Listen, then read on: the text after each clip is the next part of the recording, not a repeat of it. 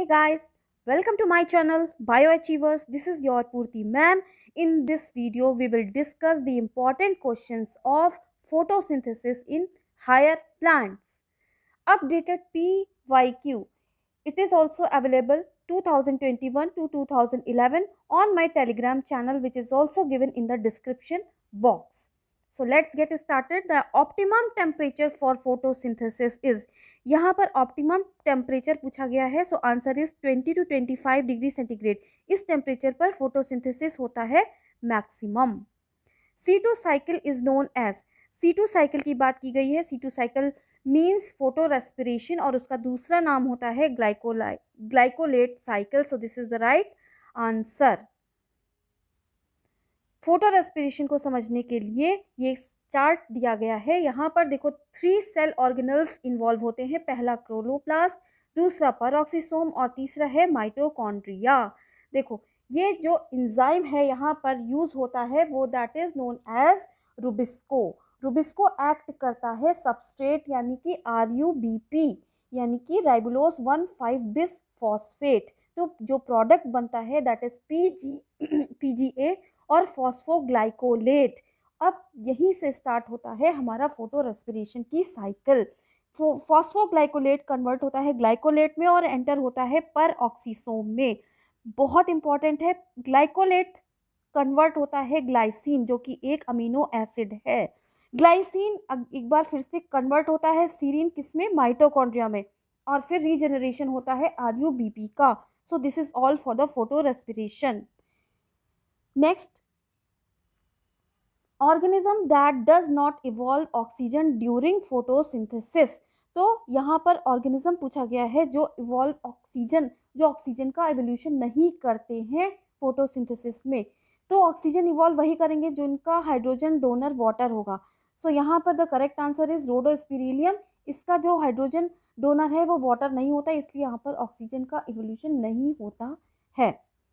Translocation of sugar in flowering plants occur in the form of. देखो photosynthesis से तो synthesise होता है हमारा ग्लूकोज, लेकिन स्टोरेज फॉर्म होता है starch. So starch is the correct answer.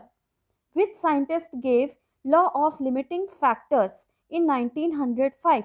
तो इसका आंसर है ब्लैकमैन. ब्लैकमैन ने laws of limiting factors photosynthesis के रिगार्डिंग यहाँ पर दिया था. अदर साइंटिस्ट का कंट्रीब्यूशन डिस्कस करते हैं. जोसेफ प्रिस्ले ने कंट्रीब्यूशन दिया कि ऑक्सीजन का importance, he gave the importance of oxygen in air. Jan Ingenhousz, he gave the importance of light and chlorophyll. Julius von सैक्स, he discuss about the starch is the storage form in plants. Engelmann ने पहला spectrum, action spectrum discuss किया photosynthesis में. In Kranz anatomy bundle sheath cells have. तो यहाँ पर discuss हो रहा है हमारा C4 साइकिल यानी कि हैड-स्लैक पाथवे. हैड-स्लैक पाथवे में क्रैन्स एनाटॉमी देखने को मिलती है. तो यहाँ पर bundle sheath cells, bundle sheath cells मतलब several layers of large cells around the vascular bundles. वहाँ की जो स्पेसिफिक फीचर्स हैं वो है कि थिक वॉल है, no intercellular space and large number of chloroplast. So this is the correct answer. और एक और स्पेसिफिक है कि वहाँ पर ग्रेना एब्सेंट होता है, नो ग्रेना इज देयर. यहाँ पर डिस्कस कर रहे हैं C4 यानी कि हैड-स्लैक पाथवे. इस पाथवे में 2 सेल्स की स्टडी करते हैं, मीजोफिल सेल और बंडल शीथ सेल. सो मीजोफिल सेल में इंपॉर्टेंट है कि कौन सा एंजाइम एब्सेंट होता है, इसमें रुबिस्को एंजाइम एब्सेंट होता है. तो यहाँ पर कौन सा एंजाइम प्रेजेंट होगा, यहाँ पर पेप कार्बोक्सिलेज प्रेजेंट है और ये एक्ट करता है सबस्ट्रेट यानी कि PEP यानी कि phosphoenol pyruvate. Phosphoenol pyruvate atmospheric oxygen से कंबाइन करता है और बनेगा C4 एसिड यानी कि oxalo acetic acid 4 carbon compound. फिर ये चेंज होता है मैलेट में और यही मैलेट एंटर करता है बंडल शीथ सेल में और डी कार्बोक्सिलेशन की रिएक्शन होती है यानी कि एक कार्बन डाइऑक्साइड का मॉलिक्यूल यहाँ से रिलीज होता है, that enters into C3 pathway. Again अब जो रिएक्शन होगी that is regeneration of PEP यानी कि यहाँ पर PEP अगेन एक बार फिर से एंटर करता है मीजोफिल सेल में. So this is all for the Hatch Slack pathway. C4 plants differ from C3 plants with reference to. तो देखो हम लोग जो भी डिफरेंस है यहाँ पर देखो, प्रोडक्ट दिया गया है, टाइप ऑफ पिगमेंट प्रोडक्ट, तो we consider for the substrate of the C3 और C4 plants. So let us understand by this difference which is given in a form of chart. तो इस चार्ट में देखो C3 में सबसे पहले heat occurs in mesophyll, और अभी हम लोगों ने डिस्कस किया कि C4 पाथवे कहाँ होता है, मीजोफिल और बंडल शीथ सेल दोनों में ही होता है. देखो इसका सबस्ट्रेट वेरी इंपॉर्टेंट कि इसका सबस्ट्रेट C3 में RUBP है, लेकिन इसका सबस्ट्रेट C4 पाथवे में PEP होता है.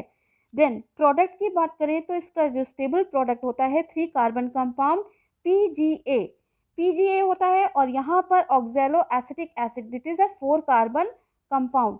देन C3 पाथवे में फोटो रेस्पिरेशन प्रेजेंट होता है, बल्कि C4 पाथवे में photorespiration is absent.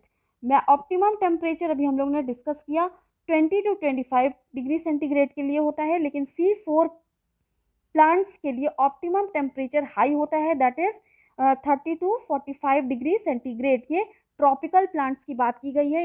Important जो यहाँ पर एग्जाम्पल्स हैं उसमें ट्रिबुलस, मेज, एमेरैंथस और sorghum, that is very important examples which generally come in the MCQ. So here C4 जो क्वेश्चन था हमारा, C4 plant differ from C3 plants with reference to, तो हम लोग यहाँ पर सबस्ट्रेट ही कंसिडर करते हैं that accepts the carbon dioxide in the carbon assimilation. So this is the right answer. C3 and C4 plants differ with respect to. यहाँ पर एक बार फिर से डिफरेंस की बात की गई है. सो ये सब पॉइंट्स हम लोगों ने कंसिडर कर लिया कि प्रोडक्ट भी डिफरेंट होता है, सबस्ट्रेट भी डिफरेंट होता है, ATP number of ATP different. देखो इसको एक ट्रिक से याद करते हैं, 3, 2, 1, ये बात हो रही है C3 प्लांट्स की. तो 3 क्या है, ये ATP, और 2 NADPH, और 1 क्या है, कार्बन डाइऑक्साइड मॉलिक्यूल. यानी कि देखो एक कार्बन मॉलिक्यूल यानी कि ग्लूकोज में होता है हमारा 6 कार्बन, और यहाँ पर बात हो रही है एक कार्बन का फॉर्मेशन करने के लिए 3 ATP यूज होता है, 2 NADPH यूज होता है, और उसमें 1 कार्बन डाइऑक्साइड का मॉलिक्यूल यूज होता है.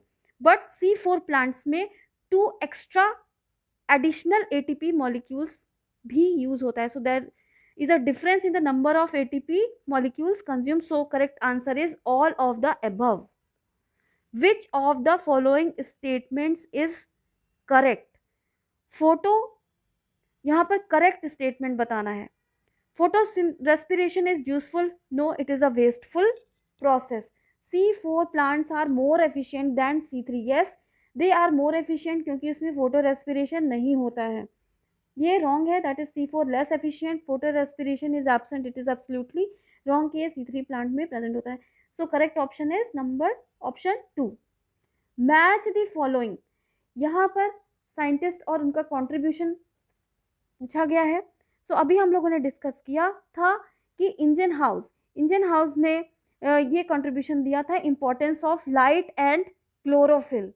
देन वॉन मॉल ने presence of chlorophyll in plants, Sachs ने production of photosynthesis in starch, और स्टीफन हेल्स ने air and light control plant growth, और Stephen Hales father of plant physiology भी हैं. Photosynthesis in C4 plants is relatively less limited by atmospheric carbon dioxide level because. So यहाँ पर बताया गया है कि C4 प्लांट्स में कार्बन डाइऑक्साइड लिमिटिंग फैक्टर नहीं होता है. क्यों, तो आप याद करिए अभी हम लोगों ने डिस्कस किया कि वहाँ पर जो एंजाइम है रुबिस्को नहीं प्रेजेंट होती है मीजोफिल सेल्स में, but it start from the enzyme PEP carboxylase.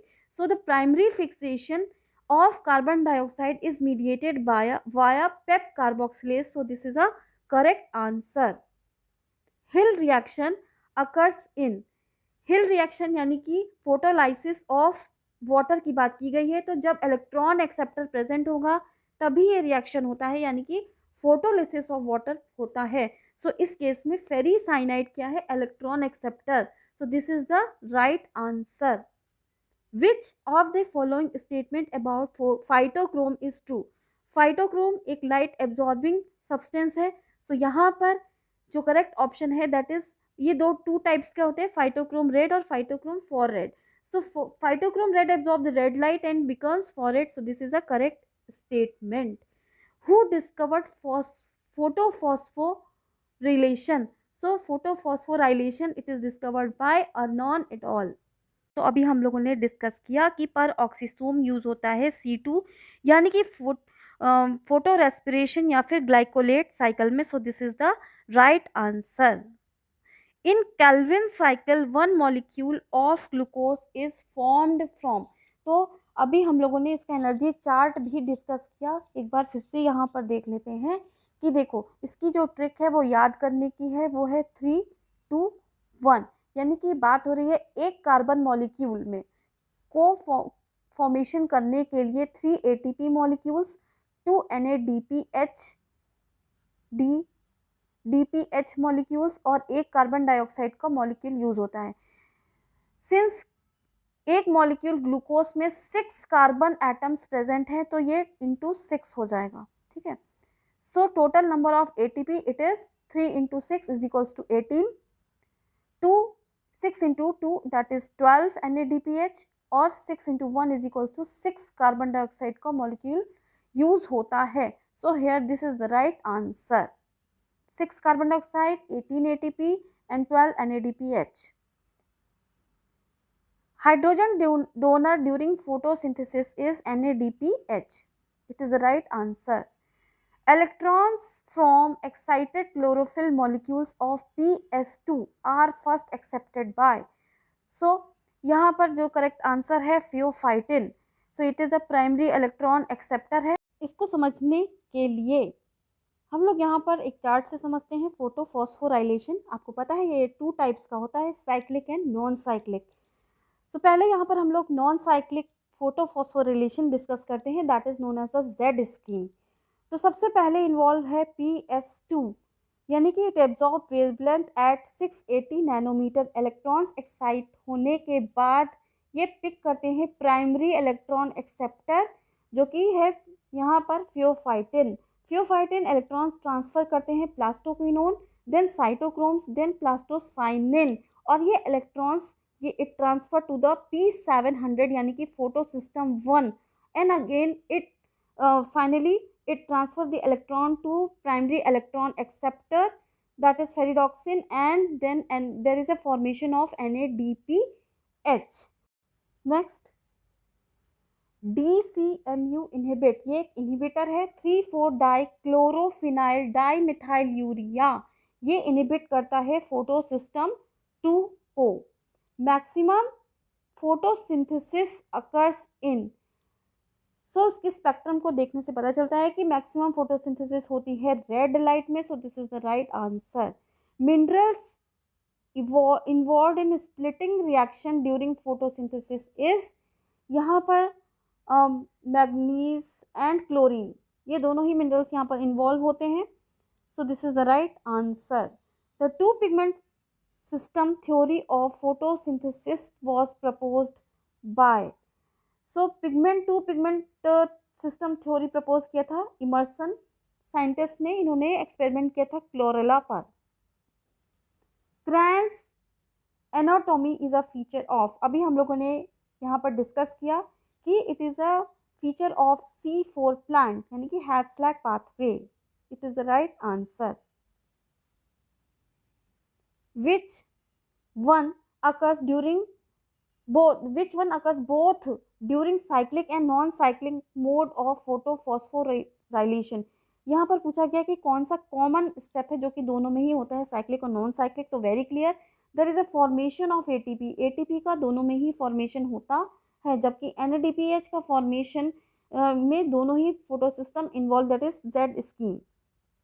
इसको यहाँ पर हम लोग साइक्लिक फोटोफॉस्फोरिलेशन यहाँ पर समझ सकते हैं कि फोटो सिस्टम 1 से जब इलेक्ट्रॉन एक्साइट होता है तो it is receive by the primary acceptor, then it is transfer to the ferredoxin और फिर ये साइटोक्रोम कॉम्प्लेक्स में एंटर होता है, then plastocyanin and then again this electron is transfer to the photo system 1। सो इस प्रोसेस में one molecule of ATP is generated. So this is what we call as a cyclic photophosphorylation. In blue-green algae, photosystem 2 contains important pigments concerned with the photolysis of water. It is a देखो blue green algae या फिर bacteria, जितने भी bacteria हैं उनके अगर वो oxygen form कर रहे हैं, ऑक्सीजन को इवॉल्व कर रहे हैं, तो वहाँ पर जो पिगमेंट है वो क्लोरोफिल ए भी नहीं होता है, it phycocyanin. So this is the right answer. ये पिगमेंट प्रेजेंट होता है. PS2 occurs only in photosystem 2 में क्या प्रेजेंट होता है? Granal thylakoids. जो स्ट्रेमल लैमेली है वहाँ पर सिर्फ PS1 होता है, जबकि जो ग्रेना के जो थाइलाकॉइड्स है वहाँ पर बोथ PS1 और PS2 दोनों ही होता है. So question is PS2 occurs only in. So best option is granal thylakoids. First stable product of Calvin cycle, यहाँ पर C3 की बात की गई है, C3 साइकिल. सो यहाँ पर जो आंसर है that is three phosphoglycerate. Photosynthetically active radiation is represented by the range of. इसका जो करेक्ट रेंज है दैट इज वो विजिबल लाइट का भी स्पेक्ट्रम है, that is 400 to 700 nanometres. This is the right answer. In leaves of C4 plants, malic acid formation during carbon dioxide fixation occurs in the cells of. तो अभी हम लोगों ने just discuss किया, तो it occurs in the mesophyll cells. So this is the right option. As compared to C3 plant, how many additional molecules of ATP are needed for net production of 1 molecule of hexose sugar by C4 plants? तो अभी हम लोगों ने ये discuss किया. Question में ये पूछ रहा है कि कितने एडिशनल मॉलिक्यूल्स एटीपी का नीडेड होता है C4 प्लांट्स में. सो अभी हम लोगों ने यहाँ पर पहले अभी डिस्कस किया कि एडिशनल एटीपी जो यूज़ होता है, एक मॉलिक्यूल कार्बन की बात की गई है, एक कार्बन एटम के फॉर्मेशन की बात की गई है, तो एडिशनल एटीपी जो यूज़ हो रहा है दैट इज़ 2. लेकिन यहाँ पर ग्लूकोज की बात करना है, ग्लूकोज यानी कि C6, तो 6 मॉलिक्यूल्स में 6 to 12, दैट इज यहाँ पर एडिशनल ATP मॉलिक्यूल्स है 12. So this is the right answer.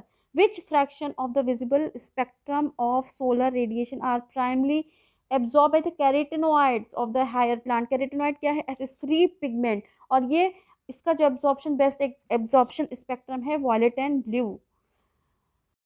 The experiment of which of the following scientists showed that small bubbles were formed around green part in bright sunlight while in dark they did not. यानी कि जब sunlight present थी green parts भी थे और वहाँ पर bubbles का फॉर्मेशन हो जाती, ऑक्सीजन इज इवॉल्व, और डार्क में ऐसा कुछ भी नहीं हुआ. तो ये कहा है जैन इंजन हाउस ने, यानी कि इनके एक्सपेरिमेंट से ये प्रूव होता है कि he said about the importance of light and chlorophyll. In photosynthesis, proton accumulation is in the lumen. Very simple. lumen में protons का concentration increase होता है, तभी तो proton gradient बनता है. So this is all for this video. Thanks for watching. Please like, subscribe and share, and don't miss to press the bell icon. And for more videos, please do write in the comment section. Thank you.